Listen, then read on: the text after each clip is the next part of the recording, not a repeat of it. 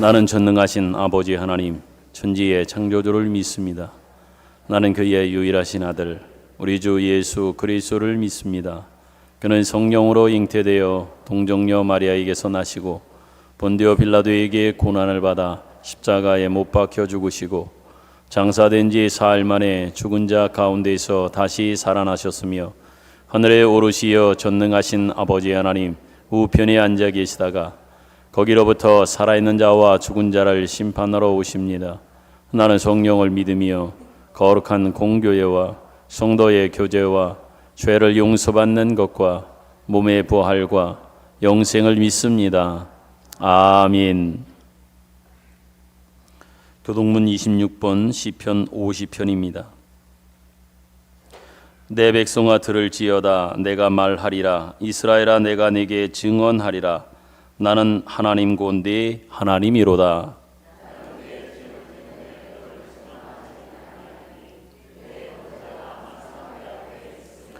내가 내 집에서 수소나 내 우리에서 순념소를 가져가지 아니하리니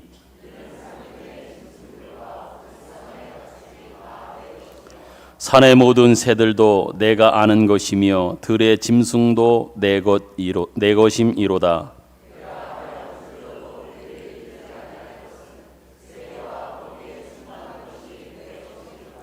내가 수소의 고기를 먹으며 염소의 피를 마시겠느냐?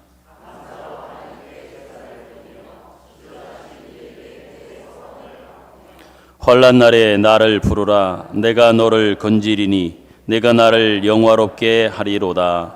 아멘. 앉으셔서 314장을 찬양합니다.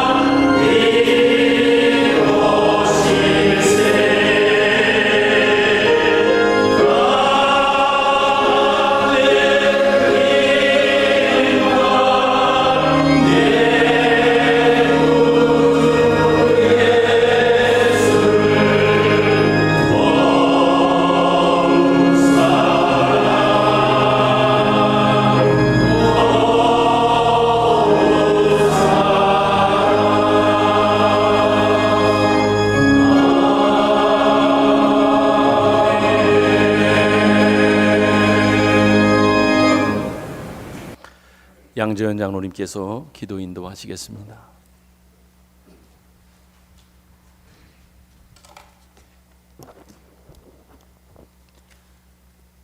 사랑과 은혜가 충만하신 아버지 하나님, 우리 생명과 소망이 되시며 우리 교회, 우리 가정의 주인이신 하나님, 무더운 여름이 시작되어 저희들이 지친 몸을 이끌고 살아가는 중에서도 우리에게 늘 건강을 주셔서 거룩한 주님의 날의 기도와 찬양으로 하나님께 감사와 예배를 드리게 하시니 감사합니다. 우리 삶에 늘 용기와 믿음을 주셔서 주님의 능력을 믿고 따라가리라는 고백의 삶으로 담대히 살아가게 하신 하나님 감사합니다. 오늘 이 시간 세상의 근심과 걱정 모든 것을 내놓게 하시고 예수 그리스도의 부활 신앙으로 주님께 감사와 기쁨으로 예배드리게 하옵소서. 우리 죄를 용서하신 하나님, 우리에게도 용서할 수 있는 믿음과 사랑으로 세상을 감당하며 살아가게 하옵소서. 우리 삶이 늘 바쁘고 힘들다고 한 이유로 이웃의 사랑의 모습으로 나타나지 못하였음을 늘 고백합니다. 주님, 긍휼을 베풀어 주시옵소서. 믿음의 자녀로 말과 행동으로 그리스도의 자녀와 가족에게 마음과 몸을 아프게 하지 말게 하옵시며 격려와 위로의 말로 늘 용기를 주는 우리 삶이 되게 하옵소서. 주님의 사랑으로 화해하게 용서하게 하시며 진정한 하나님의 능력과 자유와 기쁨으로 평안을 누리게 하옵소서. 주님, 우리 교회가 90주년 기념 감사로 예배하게 하시옵고 베트남 비전 트립을 준비하고 있습니다. 주님의 은혜로운 여행이 되도록 준비 과정에 차곡게 하시고 현지 환경과 여건들이 은혜의 비전 트립이 되기에 부족함이 없게 하옵소서.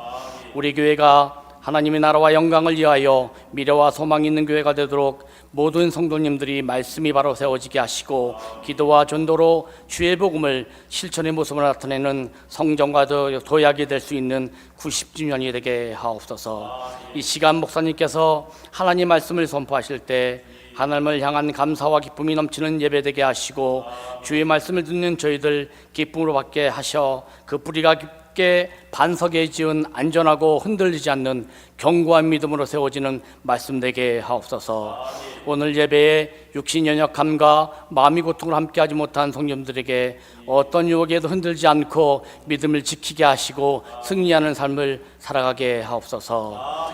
예배를 준비한 예배원 모든 분들에게 주님의 성령이 충만하게 하시고 찬양으로 준비한 성가대원의 은혜의 찬송이 주의 영광을 높이게 하옵소서. 이 모든 말씀 겸손과 섬김의 본을 보여주신 주 예수 그리스도 이름으로 기도하옵나이다.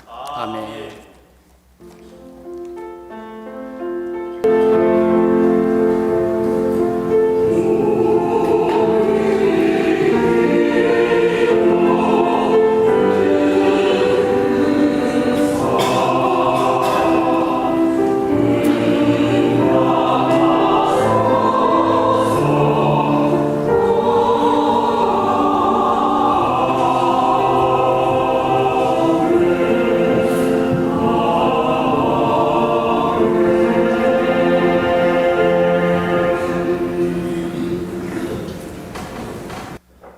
교회 소식을 전하여 드리겠습니다.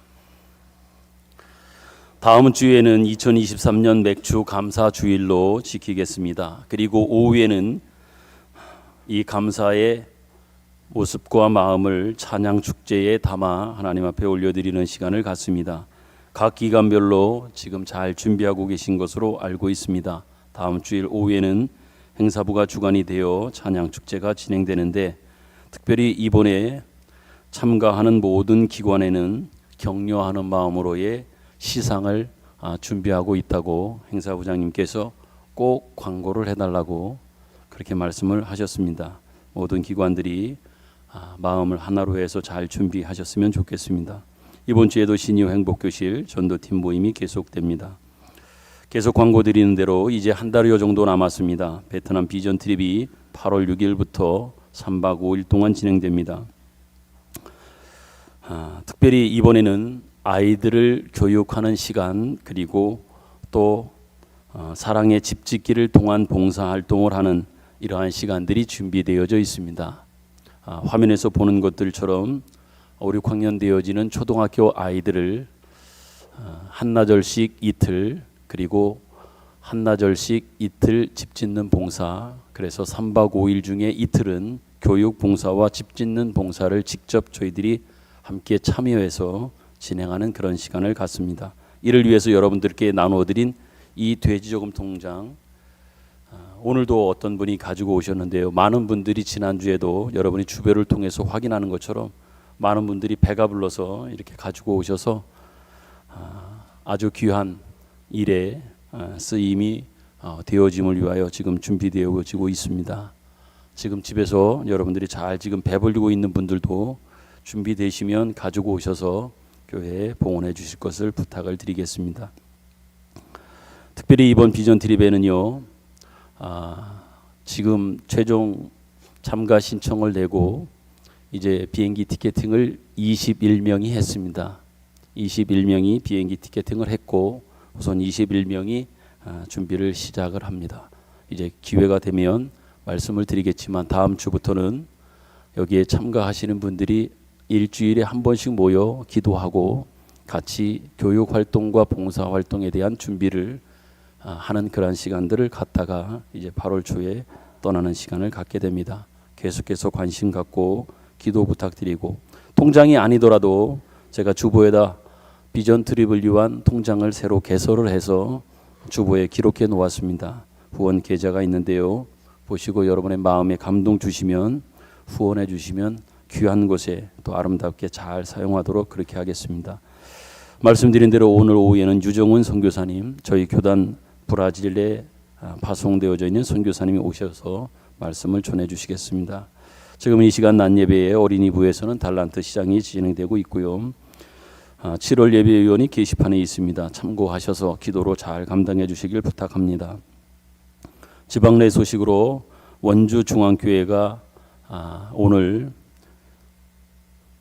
교회 설립 70주년이 되고, 또한 교회를 건축하고 나서 이제 모든 재정 문제를, 빚 문제를 해결해서 성전 봉헌식, 그리고 은퇴하시는 추대, 그리고 새로운 임직 받으시는 임직의 예식을 오후 4시에 진행을 합니다.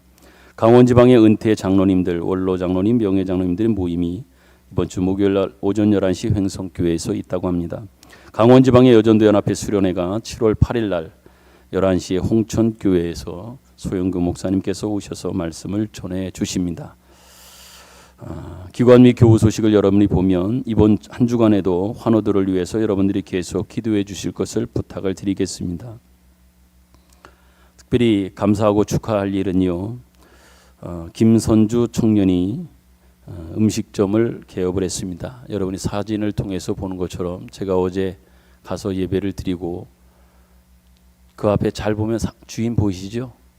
눈 크게 뜨면 그 앞에서 여러분들께 인사하고 있는 음식점 사장님의 얼굴을 아마 보실 수 있을 것 같습니다. 흥원면에 있는 강릉 원주대 후문 바로 앞에 이렇게 음식점을 개업했는데, 헤이면이라고 주로 다루는 음식은요, 쌀국수와 소면 그리고 김치볶음밥이 주 메뉴고 그 외에 사이드 메뉴가 있는데, 참고로 제가 어제 쌀국수를 해주셔서 먹었는데 아주 맛있게 제 입맛엔 딱이었습니다. 여러분도 한번 궁금하시면 가셔서 한번 드셔보셨으면 좋겠고 많은 격려 있었으면 좋겠습니다. 안타까운 마음으로 여러분께 기도를 부탁합니다. 권혁원 집사님, 김양희 권사님 같이 가셨는데요. 이미 금요일 날 입원을 하셨고 내일 이제 무릎 수술을 하십니다. 아시는 것처럼 늘 걸어 다닐 때 다리가 불편하셔서 좀 다리 불편하심을 보았을 텐데, 그 무릎 관련해서 대구에 있는 경복대 병원에서 내일 수술을 합니다. 기억하시고 위에서 기도해 주실 것을 부탁합니다.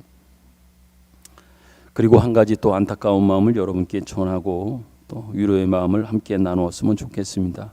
윤경희 집사님, 남편은 김영필 집사님이시지요. 윤경희 집사님의 친정 어머니께서 지난 주중 화요일 날 하나님의 부름을 받았습니다. 송종숙 권사님이신데요.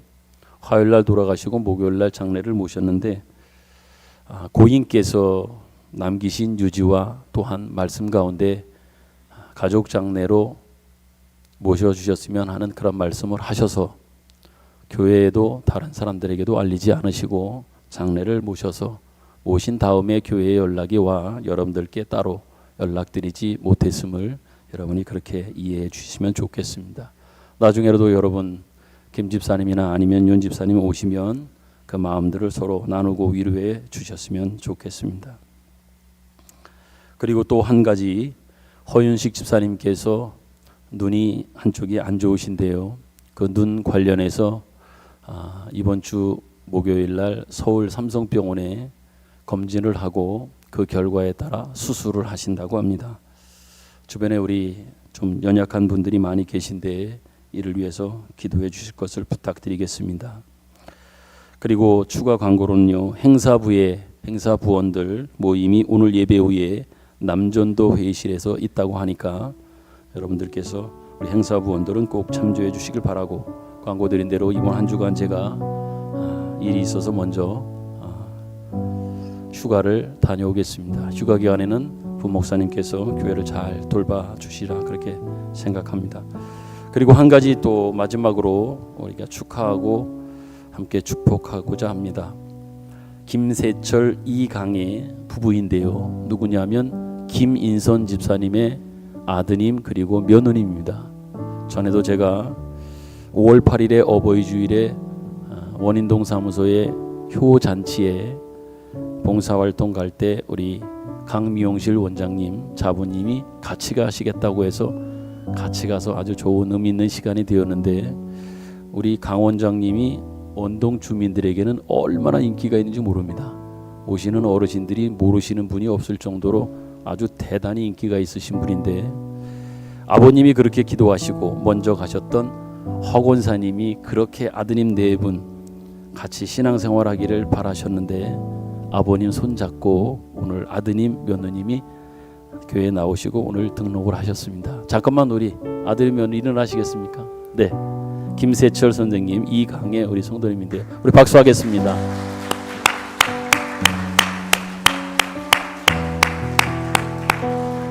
우리 두 분을 축복하고 또 옆에 있는 분들 서로 축복하고 또 축하하는 마음으로 우리 같이 평화 하나님의 평강이, 우리 찬양 부르겠습니다.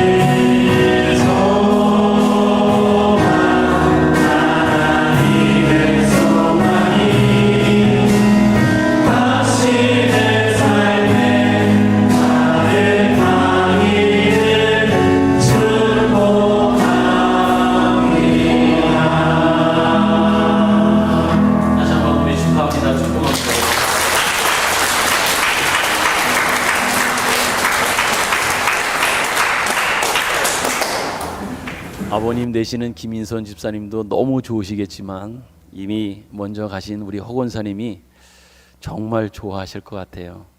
네, 너무 감사한 마음입니다. 우리 아드님 자부님, 오늘부터 시작되어진 우리와 함께 가는 이 걸음 이제 변치 않고 흔들리지 않고 잘 걸어가셨으면 좋겠습니다. 여러분의 진정한 옆에 있는 이웃이요, 또 형제요, 자매요, 가족으로서 저희 교회도 성도들도 우리 두 네 분 잘 섬기고 또 사랑하고 서로 섬기는 그런 모습들이 아마 있으리라 생각이 되어집니다. 잠깐 기도하겠습니다. 하나님, 6월 한 달도 주님께서 은혜로 보호하시고 특별히 호국 보훈의 달, 이 나라를 이렇게 지켜주신 하나님의 은혜를 다시 한번 매 순간마다 또한 이 귀한 절기를 통해서, 유교라고 하는 이 역사적인 날을 통해서 확인하게 하시며 하나님의 베푸심에 놀라운 그 은총을 생각하고 고백할 수 있는 시간을 우리에게 허락해 주셨습니다. 또한 그렇게 나라를 지키기 위하여 애썼던, 또한 숨을 거둔 순직한 희생한 많은 분들이 있음을 또한 우리가 생각합니다. 수많은 믿음의 선배들, 그리고 이 나라를 지켜가기 위해 애썼던, 목숨까지 아끼지 않았던 많은 그분들의 헌신이, 희생이 이 나라를 살리고 또 우리를 여기까지 인도하는 큰 힘이 되었던 것들을 고백합니다. 그 배경에는 하나님의 은혜가 있었던 것 또한 우리가 잊지 않습니다. 계속되는 하나님의 은혜와 그 사랑을 저희들이 기억하고 그 은혜 안에, 사랑 안에 살아가는 저희 모두가 되기를 간절히 소망합니다. 6월달을 마지막 보내는 이 마지막 주일에 다시금 저희들을 불러 모으시고, 불러 모으신 가운데 우리에게 주님의 은혜를 확인하며 체험하며 고백할 수 있는 시간 주셔서 참 감사를 드립니다. 특별히 하나님 앞에 기도합니다. 그렇게 아버지, 그리고 먼저 가신 어머니, 자녀들이 주 앞에 돌아와 믿음으로 살아가기를 그렇게 바라고 기다리셨는데, 기다리고 기다리게 하시는 중에 이제 아버님의 손을 잡고 아들 며느님이 이렇게 주 앞에 나와 어머니가 섬겼던 그 교회에서 그 자리를 지켜가는, 신앙의 대를 이어가는 아름다운 이 모습들을 우리로 하여금 목도하게 하시고 또 보게 하시며 우리로 하여금 함께 체험할 수 있는 은혜 주셔서 참 감사합니다. 엄청난 부모님의 사랑과 또한 자녀분들을 향해서 기도하신 것들이 이렇게 아름답게 열매로 맺어가는 모습들을 우리로 보게 하셔서 너무 감사를 드립니다. 이제 어머님의 빈자리, 앞으로 아버님이 부족함과 그 연약함, 육신적 연약함 때문에 메우지 못할 그 부분들을 오히려 자녀, 아들, 며느님이, 그리고 그 후손들이 더 아름답게 지켜가는 그 은혜가 있도록 두 네 분 위에, 그 가정 위에 하시는 모든 일들 가운데 은혜 위에 은혜를 덧입혀 주옵소서. 특별히 하나님 앞에 기도합니다. 이 시간에도 병약하여 지금도 병원에서 또한 집에서 여러 가지 모양과 모습으로 힘들어하고 고통하며 아파하는 사람이 있습니다. 그리고 내일 이제 수술을 앞두고 있는 분도 있고, 심지어 어머님을 먼저 보내고 나서 슬픈 마음으로, 안타까운 마음으로 보내고 있는 그러한 분도 계십니다. 어떻게 그들의 마음을 우리가 다 위로하며 그 마음을 나눌 수 있겠습니까? 하나님, 간절히 기도합니다. 어떤 분이든 주님 찾아가셔서 주님이 소망 되시고 위로가 되시며 마음을 만져주셔서 다시 일어설 수 있는 그 힘을 얻을 수 있도록 인도하여 주옵소서. 말씀을 듣고자 합니다. 주님께서 말씀하옵소서. 우리가 듣겠습니다. 예수님 기도하신 이름으로 기도드립니다. 아멘.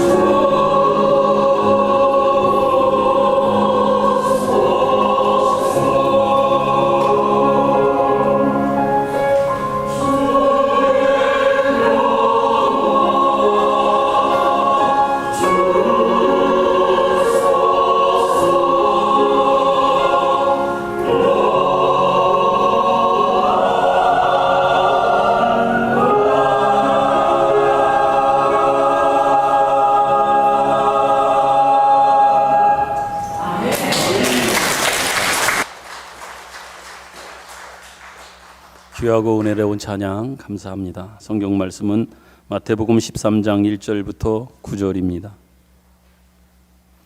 제가 한 절 여러분이 한 절 교독함으로 봉독하겠습니다. 마태복음 13장 1절부터 9절. 그날 예수께서 집에서 나가사 바닷가에 앉으심에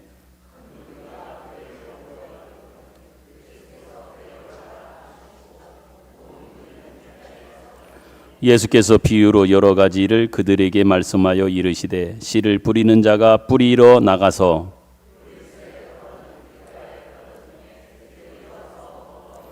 털어는 흙이 얇은 돌밭에 떨어짐에 흙이 깊지 아니하므로 곧 싹이 나오나 털어는 가시 떨기 위에 떨어짐에 가시가 자라서 기운을 막았고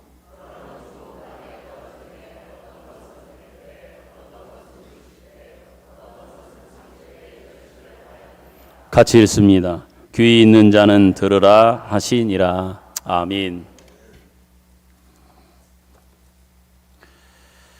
오늘 본문 말씀이 되는 마태복음 13장은 성경에서 비유가 제일 많이 기록되어져 있는 장으로 여기에 나오는 모든 비유들은 천국에 관한 내용들입니다.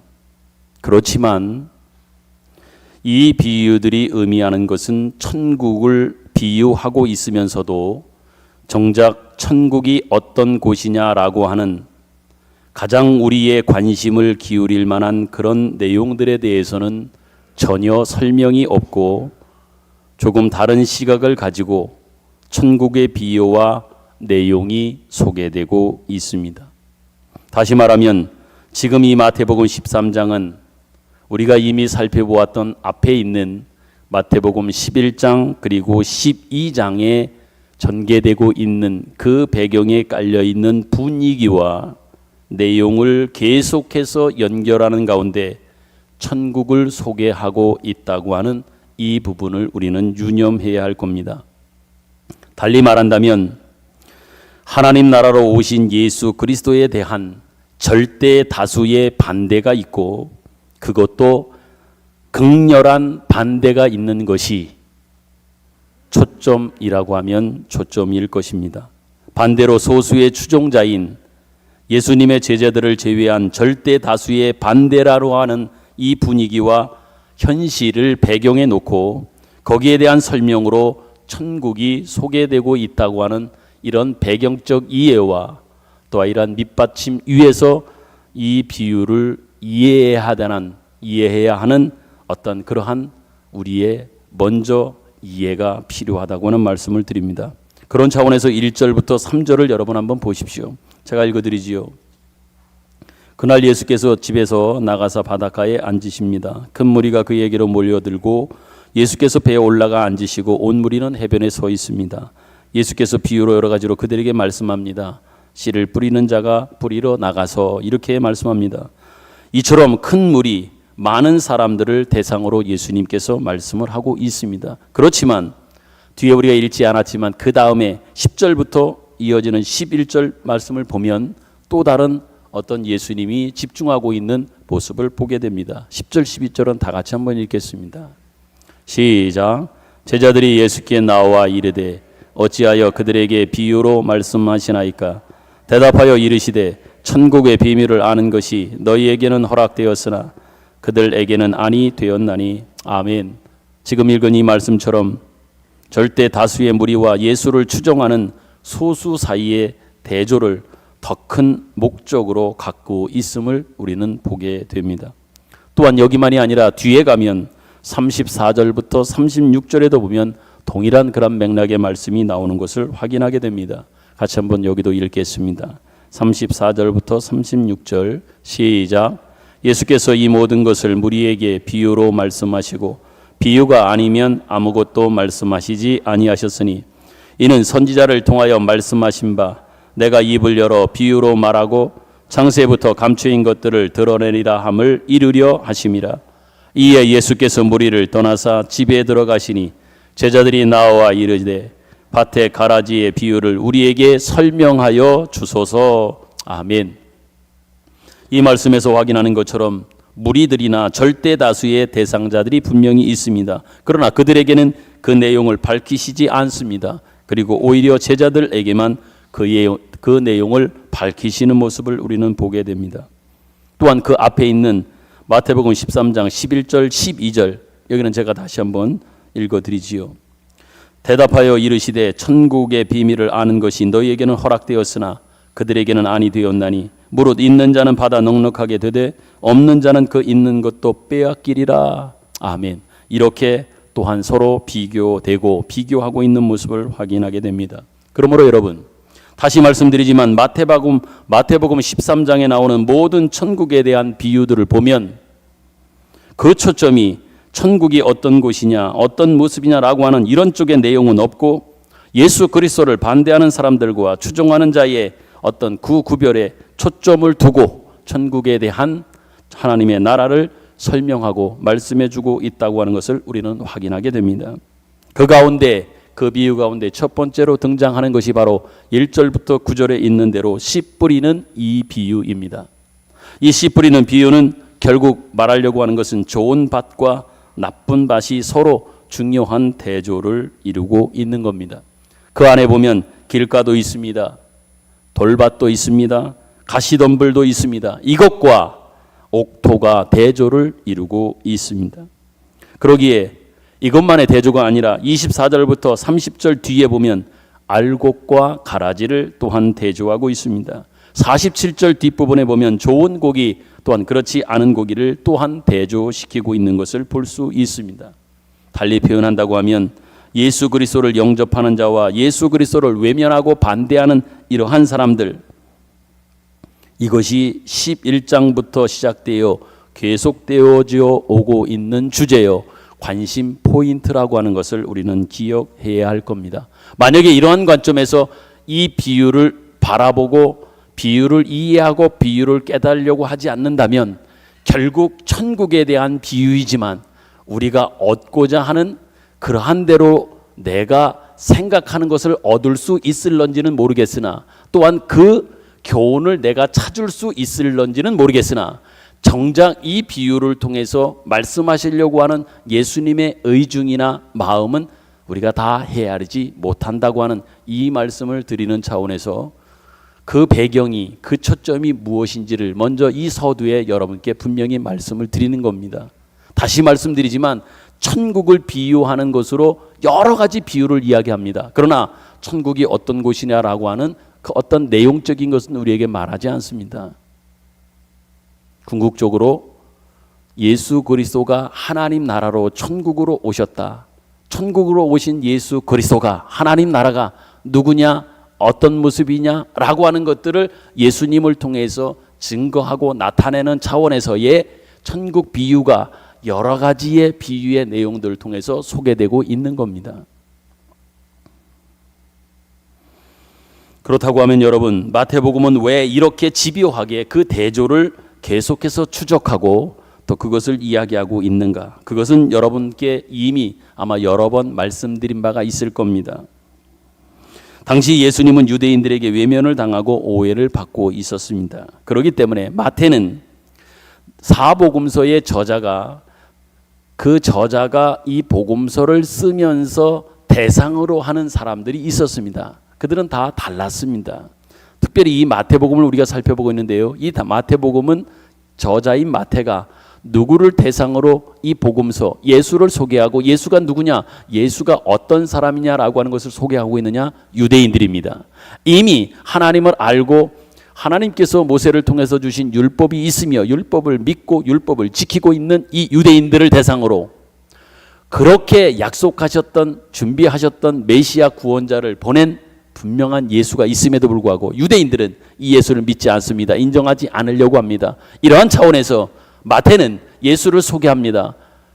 그런 차원에서 볼 때 인정하지 않으려고 하고, 또한 믿지 않고 있는 그들에게 어떻게 하면 예수를 소개하고 예수를 증거하고 예수가 메시아다, 구원자다라고 하는 것들을 알려주기 위한 차원에서 복음서 중에 마태복음은 그러한 차원에서, 그러한 관점에서 복음서가 쓰여졌고, 그렇기 때문에 그 배경 속에 쓰여진 마태복음은 유대인들에게 어찌 보면 그 입장에서 바라보면 충분히 우리가 이해하고 또한 그 말씀을 묵상하는 데 있어서 큰 도움이 되어진다라고 하는 그러한 이야기입니다. 그러니까 예수 그리스도의 말씀을 통하여 예수 그리스도의 증거를 통하여 마태는 그것을 더 증거하려고 하는 겁니다. 뭐예요? 예수가 누구냐? 예수가 왜 메시아냐? 예수가 어떤 분이냐라고 하는 것들을 증거하는데 이 비유, 천국에 대한 이 비유도 궁극적으로 나타내고자 하려고 하는 건 뭐예요? 예수가 누구냐? 어떤 분이냐? 예수가 하나님 나라로 천국으로 이 땅에 오셔서 그분이 하는 일들이 그분을 통해서 보여주는 것이 무엇이냐라고 하는 이것을 보여주고 있단 말입니다.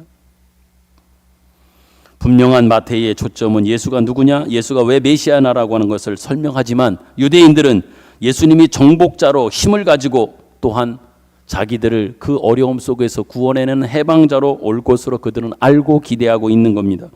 그렇지만 예수님은 저들의 기대와는 달리 십자가를 지러 오신 하나님의 어린 양이셨고 어린 양으로 이 땅에 오셨단 말입니다. 그렇다면 왜 그렇게 예수님은 오셔야만 했는가라고 하는 것에 대해서 마태는 자세하게 지금 설명을 하면서 쓰고 있는 겁니다. 예수가 왜 메시아냐? 왜 예수가 메시아인데 어린 양으로 십자가를 지는 모습으로 이 땅에 오셨는가라고 하는 것들을 증언하고 있는 겁니다. 다시 말하면 예수님은 메시아가 분명히 맞는데 왜 힘으로 권세로 오시지 않았는가라고 하는 유대인들의 궁금증과 유대인들의 그 오해, 여기에 대한 바른 풀이와 대답, 이 차원에서 마태복음이 쓰여지고 있는 겁니다. 그렇기 때문에 이 마태복음 13장에 나오는 천국에 관한 모든 비밀들, 특별히 그 비유 속에 그 안에는 말씀드린 대로 예수가 누구냐, 어떤 분이냐라고 하는 설명이 그 안에 가득 들어있는 그런 말씀들입니다. 그렇다면 여러분, 예수님은 누구일까요? 마태가 이해한, 마태가 소개하는 예수가 누구입니까? 더 나아가서 여러분과 제가 고백하고 우리 교회가 고백하고 믿고 있는 예수, 그분은 누구입니까? 예수님은 우선 심판자입니다. 마태복음 13장의 뒷부분에 보면 알곡과 가라지의 비유가 끝에 나오는 것을 볼 수 있습니다. 알곡과 가라지의 비유 말입니다. 마태복음 13장 30절인데요. 같이 한번 읽어볼까요? 여기는 뭐라고 말씀하시는지 읽습니다. 시작. 둘 다 추수 때까지 함께 자라게 두라. 추수 때에 내가 추수꾼들에게 말하기를 가라지는 먼저 거두어 불사르게 단으로 묶고 곡식은 모아 내 곡간에 넣으라 하리라. 아멘. 이 말씀에서 확인하는 것처럼 예수님은 분명히 심판자가 맞습니다. 나중에 알곡과 가라지를 구분하시는 심판자입니다. 더불어서 13장 42절 43절에 보면 이러한 말씀도 있습니다. 제가 한번 읽어드릴게요. 여러분은 눈으로 한번 보십시오. 풀무불에 던져 넣으리니 거기서 울며 이를 갈게 되리라. 그때의 의인들은 자기 아버지 나라에서 해와 같이 빛나리라. 귀 있는 자는 들으라. 아멘. 이렇게 예수님은 심판자인 것을 확인하고 심판자인 것이 맞습니다. 그런데 여러분, 중요한 것은 예수님은 심판자가 맞지만 심판자일 뿐만 아니라 그 심판을 행하시기에 앞서서 하나님의 나라를 완성하기 위하여 오신 분이라고 하는 것 또한 우리는 기억해야 합니다. 심판하시는 분이시지만, 심판자이시지만 먼저 하나님 나라를 완성하신 이후에 그 이후에 심판을 하시겠다고 하시는 분입니다. 마태복음 13장 31절부터 33절, 여기는 한번 다 같이 읽을까요? 31절부터 33절 시작. 또 비유를 베풀어 가라사대 천국은 마치 사람이 자기 밭에 갖다 심은 겨자씨 한 알 같으니 이는 모든 씨보다 작은 것이로되 자란 후에는 나물보다 커서 나무가 되매 공중의 새들이 와서 그 가지에 깃들이느니라. 또 비유로 말씀하시되 천국은 마치 여자가 가루 소말 속에 갖다 넣어 전부 부풀게 한 누룩과 같으니라. 아멘. 이 말씀에서 확인하는 것처럼 예수님은 심판자이시며 이 세상의 끝에 악인과 의인을 구별하시는 분이 맞습니다. 이처럼 예수님은 비록 시작은 겨자씨처럼 미약하고 조그맣게 감추어져 시작을 하시지만 궁극적으로 하나님의 나라를 완성하시는 분이십니다. 그것은 마치 겨자씨 한 알과 같아서 처음에는 보잘것없고 작아 보입니다. 그렇지만 그 겨자씨가 결국은 땅에 심기어지고 거기서 싹이 나서 나중에는 대궁이 생기고 결국 큰 나무가 됩니다. 실제적으로 여러분, 씨앗 중에 가장 작은 씨앗으로 대변되어지는 것이 겨자씨입니다. 여러분이 잘 아시는 일화가 있지 않습니까? 어떤 목사님이 성지에 이 성경의 땅 이스라엘을 갔다가 이 겨자씨를 구해왔습니다. 그리고 성도들에게 보여주려고 종이에 꼭꼭 싸온 것을 가지고 왔다가 이제 강단에서 보여주려고 종이를 슬며시 하나하나 열다가 갑자기 숨이 좀 가빠지는 바람에 센 숨이 나왔습니다. 그때 펼치고 있던 그 겨자씨가 다 날아가서 보여주지도 못했다고 하는 이런 일화가 있을 정도로 겨자씨는 정말 작습니다. 근데 그게 땅에 심겨져 가지고요, 나중에는 얼마나 크냐 하면 나무가 될 정도로 이 나무가 되어집니다. 그 조그만 씨앗이 엄청나게 커서 심지어 새들이 와서 거기에 거처할 수 있을 정도의 나무로 커져가는, 이것이 바로 겨자 씨앗이요 자란 겨자 나무란 말입니다. 바로 하나님 나라의 모습이 이렇단 얘기입니다. 처음에 예수 그리스도가 이 땅에 오실 때에 감추어지고 숨겨지고 매맞고 헐벗은 것처럼 보이고, 또한 모욕과 오해와 심지어 십자가의 죽음까지 어떤 그 길을 걸어가시는 것을 통해서 이제는 끝이고 아무것도 아니구나라고 생각하는 모습이지만, 예수님은 어떠하셨습니까? 십자가의 죽음이라고 하는 것을 통해서 세상 사람들은 이제 끝났다고, 마지막이라고, 그렇게 비참하게 결국 죽는 것으로 끝나는구나라고 할 때에 하나님께서는 그 죽음이 끝이 아니라 죽음으로 시작하여, 죽음을 통과하여 십자가를 통하여 부활을 이루시는, 부활의 놀라운 역사를 이루어내시는 이 일을 하나님 아버지는 바로 하셨단 말입니다. 겨자씨 비유가 바로 그러한 차원에서 천국으로 비유되어지고 하나님 나라로 비유되어지고, 예수 그리스도가 바로 누구냐, 어떤 분이시라고 하는 것들을 이 겨자씨의 비유를 통해서 궁극적으로 드러내고 있다라고 하는 얘기입니다. 겨자씨뿐만 아닙니다. 또한 소개되고 있는 것이 뭡니까? 가루 서말 속에 넣은 누룩입니다. 가루 서말 속에 넣어진 누룩, 그것은 아주 작은 양입니다. 여러분이 아는 것처럼. 그렇지만 작은 양의 누룩이 서말 속에 들어가면 존재 자체도 없어져 보인 듯하게 보입니다. 그렇지 않습니까? 어디 이 섞여져 있는 밀가루 속에 누룩이 있을까? 누룩은 어디 있나 찾아봐도 거의 확인할 수 없어요. 그런데 그것이 나중에 반죽되어졌을 때 조금 시간이 지나면 어떻게 되어집니까? 부풀어지고 엄청나게 커져가게 하는 이 일이 바로 무엇을 통해서?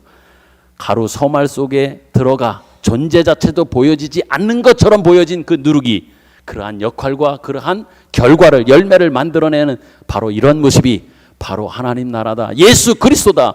예수 그리스도가 오셔서 그분을 통해서 이루어지는 하나님 나라의 모습이라고 하는 것들을 이 비유를 통해서 확인시켜 주고 있는 겁니다. 그렇지만 여러분, 이 비유를 통해서 우리에게 알게 하시는 것 하나 있는데 우리가 잊지 말아야 될 것이 있습니다.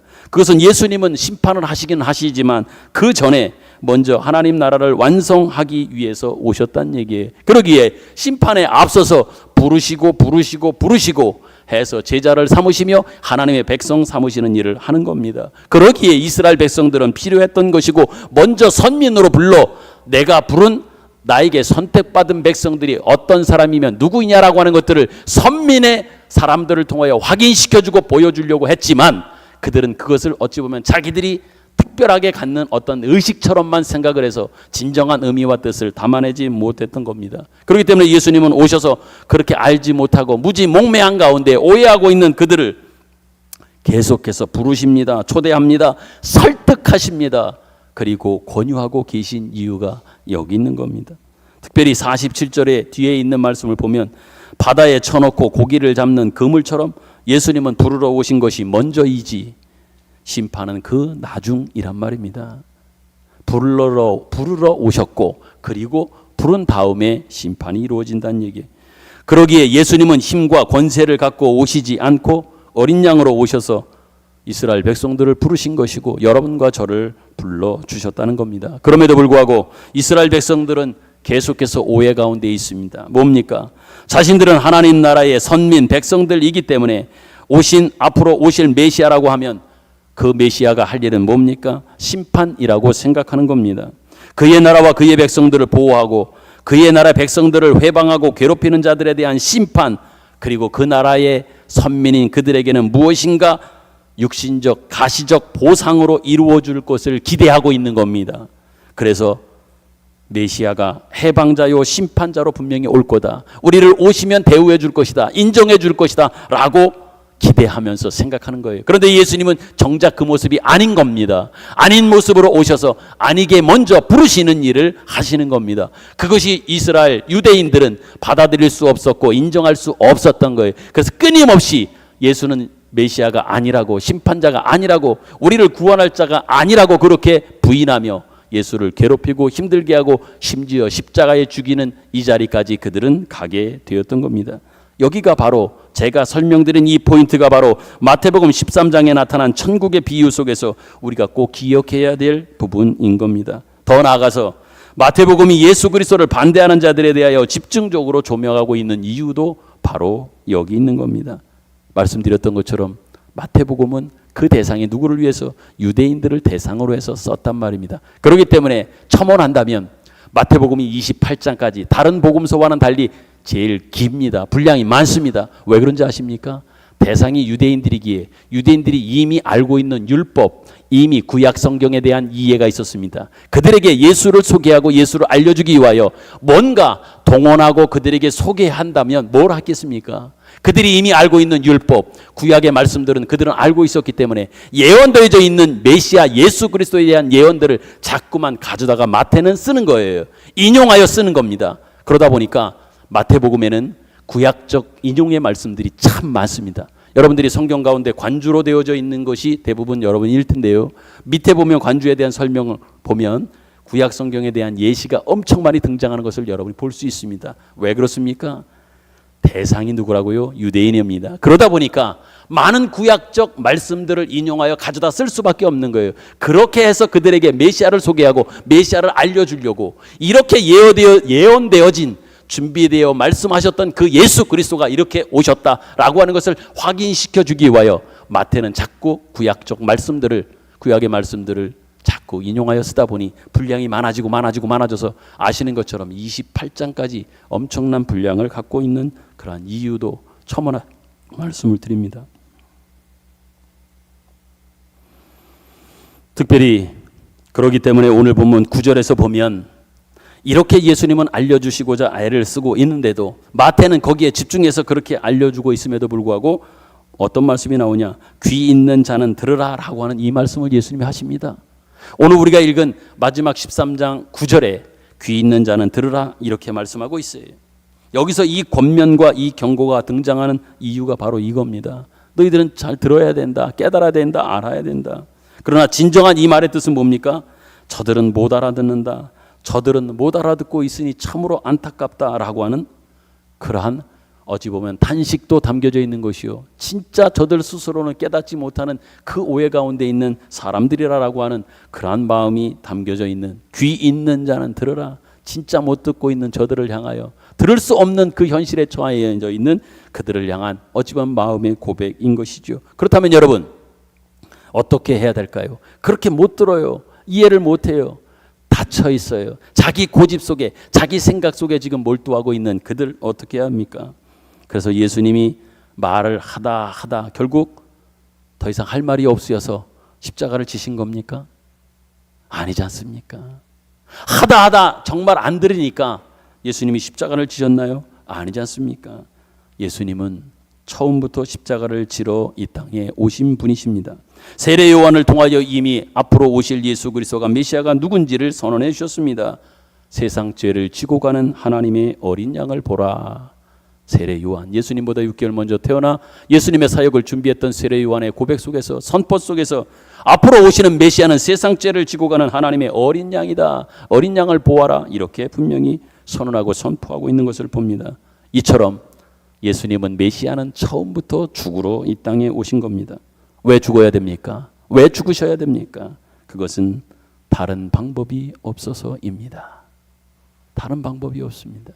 예수가 죽는 것 외에는, 예수의 죽음, 십자가의 죽음 외에는 다른 방법이 없어요. 다른 루트가 없는 거예요. 다른 길이 없습니다. 오직 예수 그리스도요, 그분이 십자가에 죽는 것만이 오직 생명을 얻고 새로운 생명을 얻는 그러한 길이기 때문입니다. 여러분, 지금 마태가 하고 싶은 이야기가 바로 그 이야기입니다. 예수님이 말씀하십니다. 너희들은 왜 못 알아듣느냐? 너희들은 왜 나를 반대하느냐? 그러기에 본문에 나타나 있는 아까 말씀드린 귀 있는 자는 들으라라고 하는 이 말씀은 예수님이 어떤 탄식 어린 가슴 아픈 마음의 고백이냐? 아무리 말을 해도 너희들은 듣지를 못하고 있구나. 아무리 말을 해도 너희들은 알아듣지를 못하는구나 라고 하는 고백입니다. 그러나 여러분, 제자들은 그때 알았습니다. 어떻게 알았을까요? 말하자면 저들에게는 예수 그리스도로 말미암는 구원이 이미 이루어져 있었기 때문에 예수 그리스도를 통해서 그들 마음 가운데, 그들의 삶 가운데 예수 그리스도가 그들 가운데 계셨고 예수 그리스도를 통한 구원이 이미 이루어져 있었기 때문에 제자들은 알고 있었던 겁니다. 그런데 이것은 우리 모두에게, 여러분과 저에게 일어날 것이고 이미 일어난 일이며 그것을 위하여 2000년 전에 예수 그리스도는 이 땅에 오셨고 십자가에 달려 죽으신 겁니다. 그러므로 여러분, 우리는 하나님을 이미 알게 되었고 우리가 누구인지도 알게 되었습니다. 죄 아래 있었던 운명과 그 처절한 자리에 있었던 우리가 어떤 사람이었는지도 알게 되었습니다. 다시 말해서 우리는 예수 그리스도로 말미암아 하나님을 알고 하나님을 감히 아버지라고 부르는 그의 자녀가 되었고 성경에 기록되었고 말씀하심과 같이 의와 진리의 거룩함으로 지으심을 받은 새 사람이 되었고 새 사람이 된 것을 우리는 알게 되었습니다. 그러므로 여러분, 신자된 자의, 하나님의 자녀된 자의 첫 번째 특징은 이런 차원에서 보면 뭘까요? 우리 그리스도인들이 진정한 신자요 성도요 하나님의 자녀된 자의 진정한 특징, 특별한 모습은 뭘까? 감사인 겁니다. 감사예요. 왜? 이 감사는 은혜를 입은 자의 감사이고 은혜를 알고 깨달은 자의 고백이기에 이것이 바로 신자의 가장 특별한 특징적 요소가 되는 거예요. 자기가 그 죄 가운데 영원히 죽을 수밖에 없는 그 자리에서 구원받고 생명을 얻었다라고 하는 것을 아는 자의 고백이 바로 감사이기 때문입니다. 우리가 얻은 구원의 내용에서의 고급함과 영광됨 그리고 영원함에 대한 감사인 겁니다. 우리가 허락해 준 것이 뭔지를 알기에, 그 안에 담겨져 있는 생명의 의미가 무엇인지를 알기에 우리가 하나님 앞에 드리는 감사는 엄청난 영광된 것이라고 말씀을 드리는 겁니다. 이것과 비교될 수 있는 것은 이 땅에 아무것도 없습니다. 여러분, 우리가 이미 얻은 것은 굉장한 것입니다. 여러분과 제가 얻은 이 구원에 되어진 구원의 백성으로서의 신자, 성도, 우리들은 엄청난 자리에 엄청난 영광을 이미 얻게 되었다고 하는 겁니다.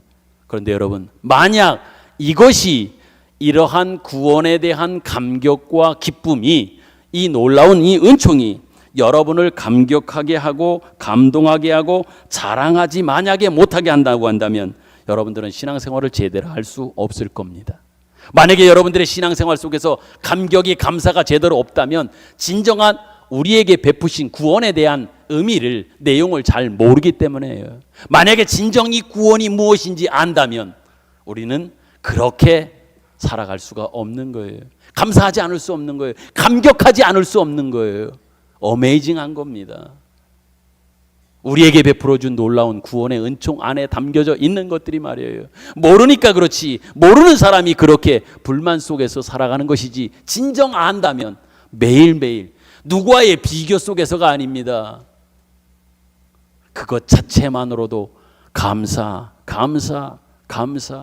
감격하고 감동하는 이 고백만이 우리에게 있을 수밖에 없다라고 하는 겁니다. 여러분, 이러지 못하면 늘 그런 사람들의 특징은 뭔지 압니까? 매일 불만 속에, 불평 속에 사는 거예요. 진짜가 무엇인지를 모르기 때문에 불평하고 불만 속에 사는 거예요. 진짜 알아보십시오. 그럴 시간이 없어요. 그럴 여유가 없단 말입니다. 하나님께서는 여러분, 이것 외에 더 큰 것을, 더 중요한 것을, 더 소중한 것을 주시지 않았습니다. 더 주실 것이 없는 거예요. 구원 속에 담겨주신 엄청난 이 생명과 그 생명 속에 담겨져 있는 이 은혜, 이것보다 더한 것이, 더 줄 것이 없다고 말씀을 드립니다. 이것 외에 세상에 주는 것은, 이것 외에 구하는 것은요, 또 여러분들이 원한다면 그것은 세상의 것이고요, 헛된 겁니다. 혹시 우리에게 건강을 주시거나 지위를 주시거나 돈을 주신다고 하면 그것은 우리에게 주셨다라고 말하기보다는 엄밀히 말하면 우리에게 맡기신 것일 겁니다. 이제 말씀을 맺으며 여러분들께 도전드립니다. 여러분의 신앙의 위치와 여러분의 신앙의 현실을 오늘 말씀으로 잘 확인하셨으면 좋겠고, 또 여러분 신앙 안에 특별히 하나님께서 여러분과 저에게 베풀어 주신, 우리 교회 가운데 90년의 역사 속에 베풀어 주신 하나님의 구원의 놀라운 이 은총을 여러분들이 좀 제대로 알고 바르게 알고 깨닫고 그 고백이 있었으면 좋겠습니다. 만약 여러분들의 신앙생활 속에서 힘이 없고 기쁨이 없고 즐거움이 없고 감동이 없고 감격이 없다면 왜 없는지 여러분 스스로 한번 점검해 보십시오. 구원에 대한 확신은 있습니까? 구원에 대한 그 안에 담겨져 있는 엄청난 이 귀한 것들을 여러분들이 제대로 내가 알고 있는지 그걸 한번 점검해 보셨으면 좋겠습니다. 그래서 감사와 감격과 승리와 자랑이 지금 이 시간부터 하나님 앞에 서는 그날까지 여러분 앞에서 떠나지 않는 삶을 살 수 있기를 간절히 소망합니다. 아멘. 아멘. 주신 말씀을 생각하면서 우리 찬양을 통해 고백합니다. 하나님, 진정으로 내가 원하고 바라고 기도하는 것이 있습니다. 다른 것은 오히려 없고요. 이것을 진정 원하고 바라고 기도합니다.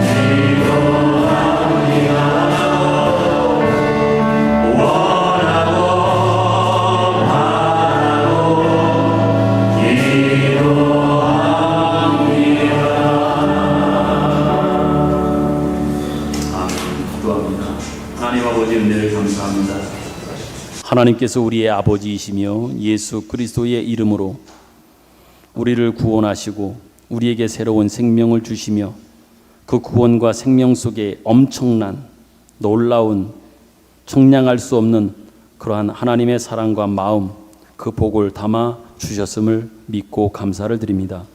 그러기에 우리가 무엇이든지 주님 앞에 구하여 받게 된 우리로 세워주시니 감사합니다. 그러기에 우리에게는 부족한 것이 없습니다. 부족할 것이 또한 없습니다. 우리가 만약에 부족하게 느낀다라고 하는 것은 세상을 향하여 욕심을 부리기 때문인 줄로 믿습니다. 하나님 아버지, 이제 우리가 가진 것, 하나님의 자녀라고 하는 그 이름, 영원한 우리의 생명, 구원을 통해 그 안에 담아두신 귀한 것, 주님의 이름으로 말미암은 우리의 인생 믿음 안에서만 늘 승리하는 우리 모두가 되게 하여 주옵소서. 정성된 마음으로 예물을 봉헌하여 드렸사오니 하나님 이 예물을 받아 주옵소서. 하늘의 신령한 복들과 기름짐의 복으로 충만하게 채워 주옵소서. 이제는 우리 구주 예수 그리스도의 은혜와 하나님 아버지의 사랑하심과 성령님의 감화와 감동 교통하심의 은혜가 오늘도 주신 그 말씀을 쫓아 구원이 무엇인지, 그 안에 담겨져 있는 것이 무엇인지, 천국이 무엇이며 천국으로 이 땅에 오신 그 하나님 나라의 주인공 되신 예수가 누구이며 어떤 분이신 줄을 바로 분명하게 오해 없이 무지 없이 깨달아 예수로 살아가는, 예수를 닮아가는, 예수를 닮아내는 그러한 사람이 되기를 소망하며 삶의 현장으로 떠나는 우리 모두 가운데 영원토록 함께 계시기를 축원하옵나이다. 아멘.